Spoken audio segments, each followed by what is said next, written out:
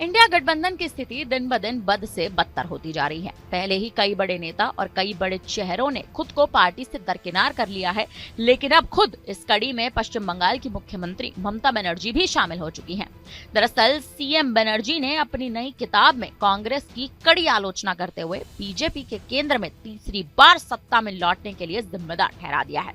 उनका कहना है कि कांग्रेस की गलतियों के कारण ही विपक्षी इंडिया गठबंधन चुनाव में सफलता हासिल करने में असफल रहा और बीजेपी को बिना बहुमत की सत्ता में वापसी करने का मौका मिल गया।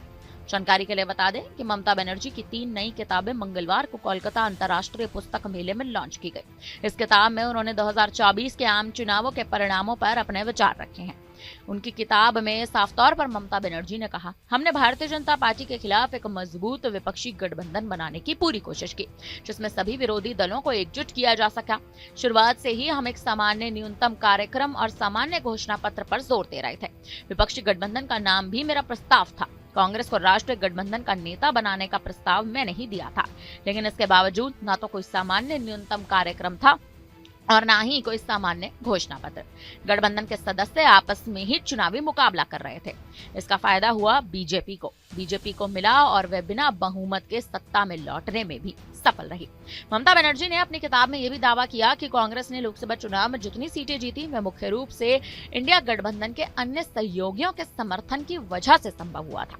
जानकारी के लिए आपको बता दें कि बंगाल में कांग्रेस और सीपीआईएम नेतृत्व वाले वाम मोर्चा के बीच सीट बंटवारे की व्यवस्था पर भी ममता बनर्जी ने टिप्पणी की है। उनका कहना है कि राज्य में यह बीजेपी के साथ गुप्त समझौते के तहत एक बड़ा एंटी तृणमूल कांग्रेस गठबंधन था। ममता बनर्जी के अनुसार साल 2024 के लोकसभा चुनावों में तृणमूल कांग्रेस की सफलता उनके सरकार द्वारा किए गए विभिन्न विकासात्मक कार्यों से प्रेरित जनता के समर्थन की वजह से की गई थी। गौरतलब है कि साल 2024 के चुनाव में तृणमूल कांग्रेस ने 29 सीटें जीती। 2019 में इसकी संख्या 22 थी। वहीं बीजेपी का प्रदर्शन गिरकर 12 सीटों तक सीमित रह गया। 2019 के चुनाव में भाजपा के 18 सांसद थे। कांग्रेस ने 1 सीट जीती, जबकि सीपीआईएम के नेतृत्व वाली वाम मोर्चा को कोई भी सीट नहीं मिली।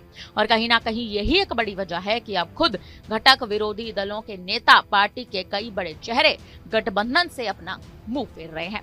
फिलहाल देखना ये अहम है कि ममता बनर्जी का ये बयान और ममता बनर्जी की किताब में तमाम लिखी ये बातें कि आने वाले समय में कांग्रेस को मजबूर करेंगी ममता बनर्जी के खिलाफ कोई भी बड़ा एक्शन लेने से, और आखिर अब आने वाले समय में इंडिया गठबंधन की स्थिति कैसे पलटती नजर आएगी, ये भी एक अहम मुद्दा बन चुका है। फिलहाल अब इस पर आप क्या कहेंगे? आप हमें अपनी राय कमेंट करके जरूर दें।